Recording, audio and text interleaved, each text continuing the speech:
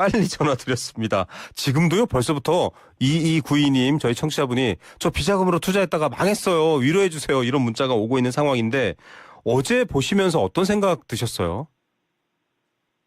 저도 마음이 굉장히 무거웠고요. 네. 이게 단순하게 변동성이 크다 이런 정도를 넘어서서 시장 심리가 한꺼번에 여러 가지가 좀 무너진 그런 날이었다라고 생각이 됩니다. 계속 우리 증시의 상승세를 이끌었던 AI 투자 사이클에 대한 그 의구심이 좀 되는 그런 상황들이 펼쳐지고 있는 하루였던 것 같습니다. 예, 물론 전체 시장이 폭락했다기보다는 상대적으로 또 오른 종목들도 있었기 때문에 큰 틀에서 시장 경제 상황 자체가 나빠졌다라고 볼 수는 없을 텐데 일단은 반도체를 중심으로 한 하락 얘기부터 좀 지켜봐야 될 것 같습니다. 이게 내려온 이유를 여러 군데에서 지금 분석을 하고 있는데 본부장님은 어떻게 평가하시겠습니까? 역시 제일 큰 거는 반도체였고요. 네. 반도체와 관련해서 지난주에도 좀 이슈가 있었지만 이번에 아시는 것처럼 CXMT의 상장이 상당히 흥행을 했다 이런 부분들이 있었고 예. 중국에서 그 이머전 ARF라는 노광 장비를 개발했다라는 얘기들 그리고 그 회사가 저희가 기존에 알고 있던 회사가 아니었어요. 예. 좀 숨겨진 회사였는데 따져보니까 하웨이의 손자 회사로 있었고 홈페이지도 없는 회사였거든요. 예. 그러다 보니까 중국이 반도체 굴기가 생각보다 지금 시장에서 알려진 것보다 지금 우리가 모르는 변수들이 너무 많은 것 아니냐라는 이제 두려움이 한꺼번에 나왔던 것 같습니다. 예. 자, 좀 구체적으로 지켜보겠습니다. 또 나왔던 얘기가 그 알파벳의 발표 때문에 더 화제가 됐는데 엔비디아와 그 AI 서비스를 직접 사람들한테 제공하는 업체 간에 사실은 돌고 돌아서 그 돈이기 때문에 실제 이익이 있는 거야? 이런 의구심도 나온 것 같아요.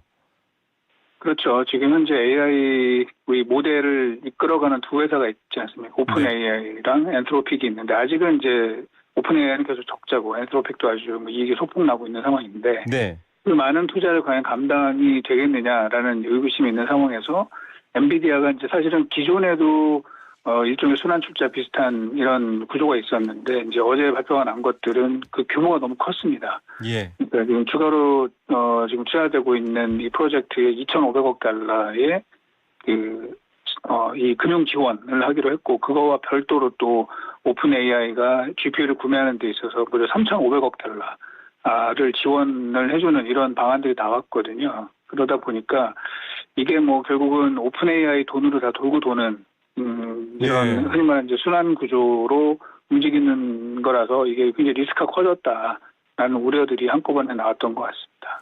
근데 이 우려를 계속 이제 이를테면 더 나쁜 방향으로 봐야 될지 아니면 실제로 AI 서비스를 제공하는 업체들의 수익률이 좋아지면서 장기적으로는 더 큰 발전의 방향으로 갈지 이런 방향성에 대한 전망도 조금 있어야 될 것 같거든요.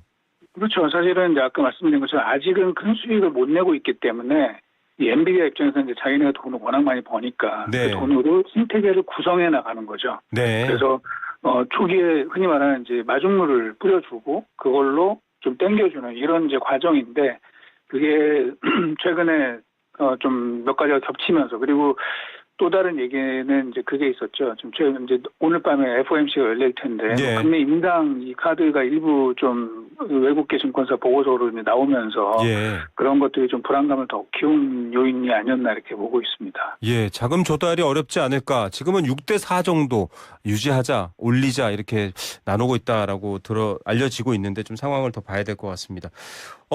중국 얘기도 조금 더 짚어보고 저희가 어제 간밤 이제 시장 봐야 될 것 같은데 중국 그 CXMT는 상장하자마자 어마어마한 지금 여파를 불러오고 있습니다.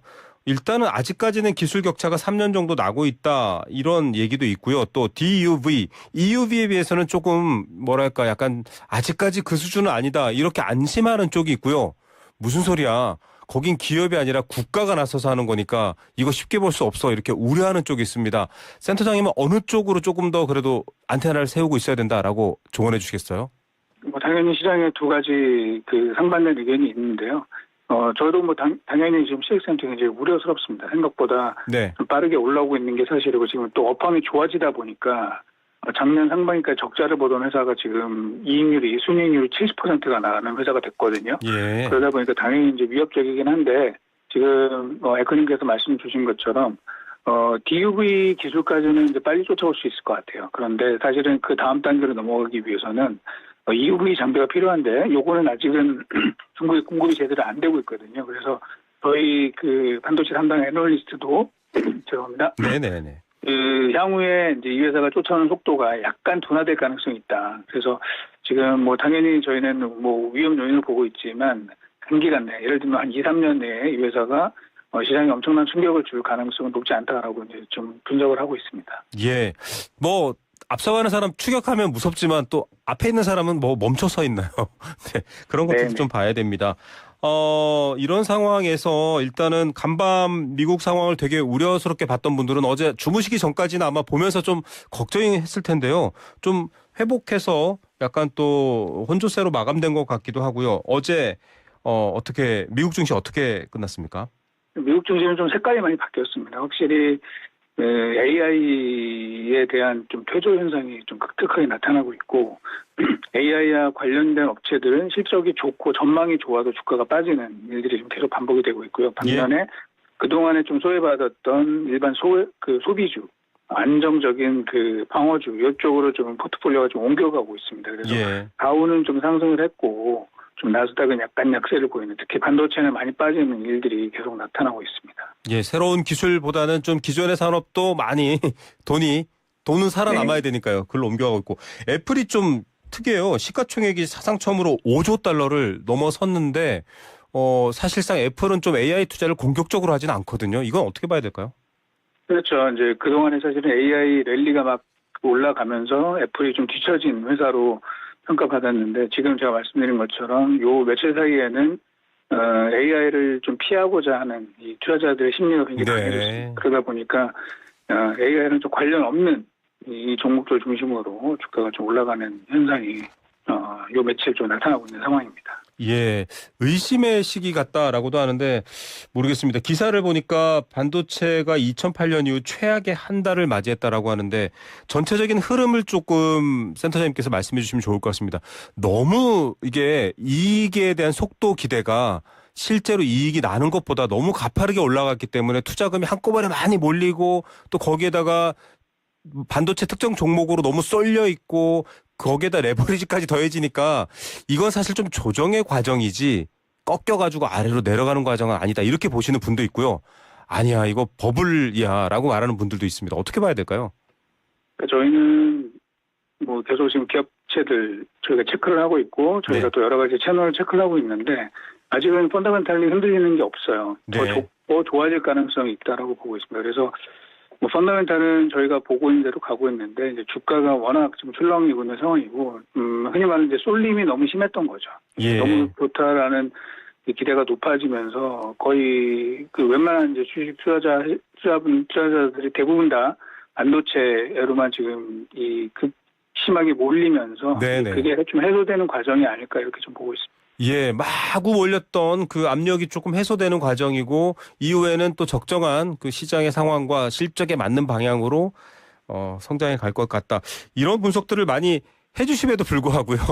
뭐 마이클 버리 같은 사람들, 뭐 한때 좀 대단한 예측으로 하락장 배팅에서 유명해진 사람이지만 또 한국이라고 이름을 직접 거론하면서 대폭락장이다. 인버스로 가야 된다. 이런 얘기하는 분들도 있습니다. 하락장에 배팅하시는 분들도 있잖아요.